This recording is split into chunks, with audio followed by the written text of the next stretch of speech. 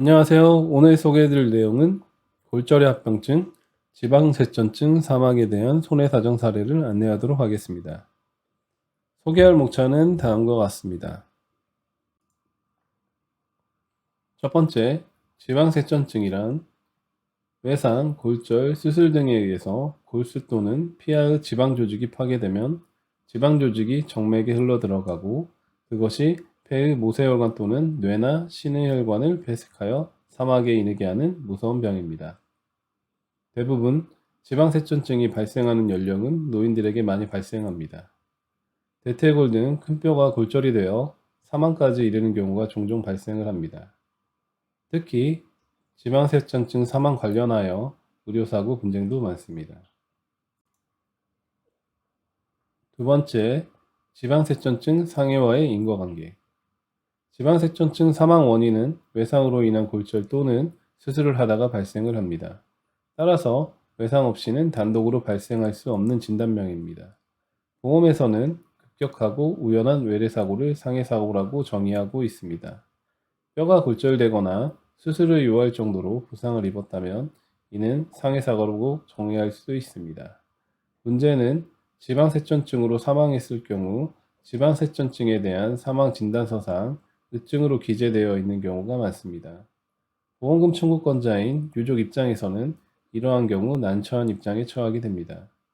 사망의 원인을 확실히 아는 방법은 부검을 하는 경우인데 유족 입장에서 보험금을 받으려고 부검까지 하는 경우가 없기 때문입니다.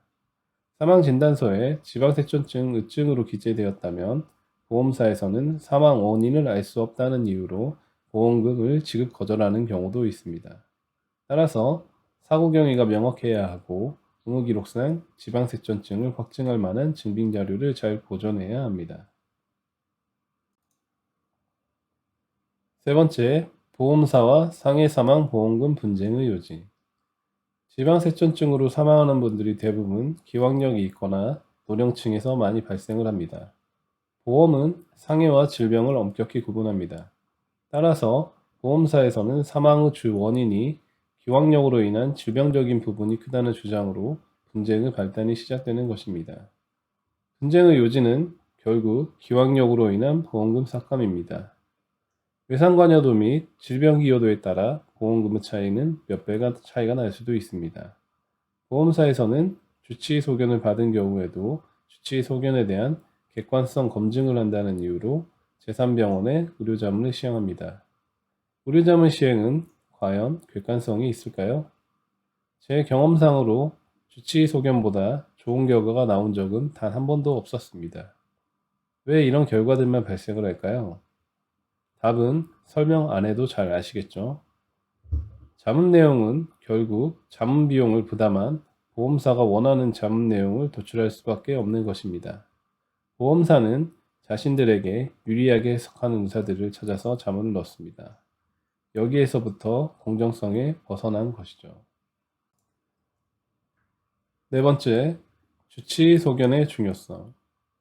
기여도 산정에 대해서는 의사마다 판단하는 기준이 있습니다.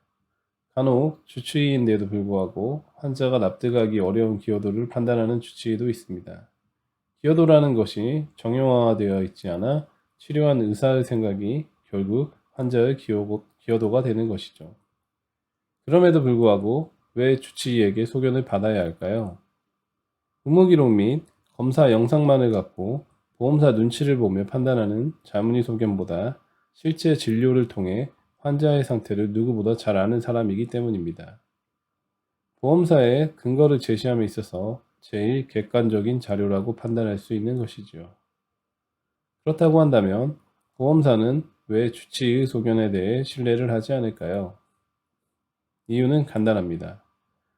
보험금을 지급함에 있어 자체 매뉴얼이 있기 때문에 그렇습니다.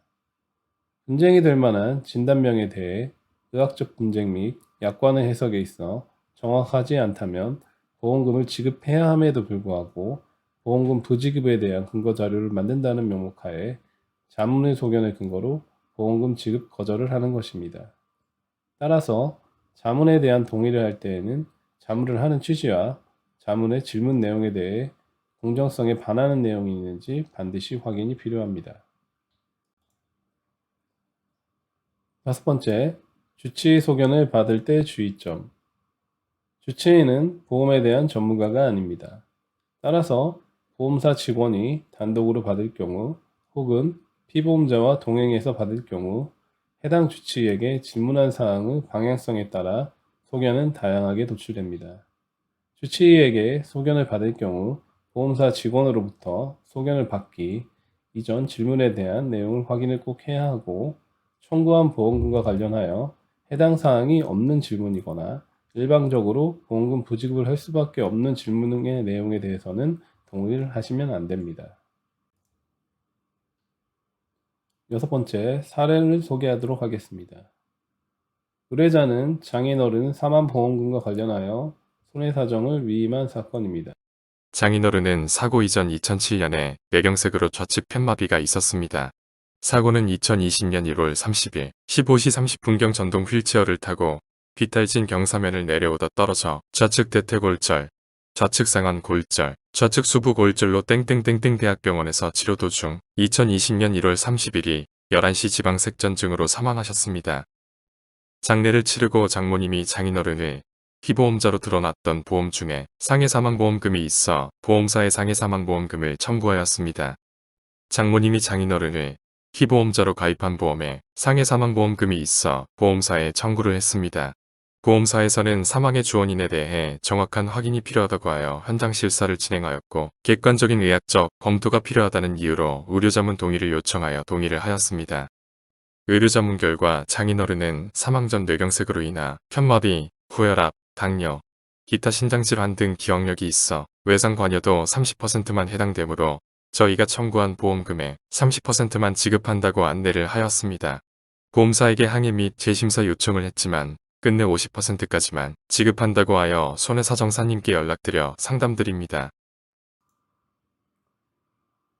7번째, 사건의 착수.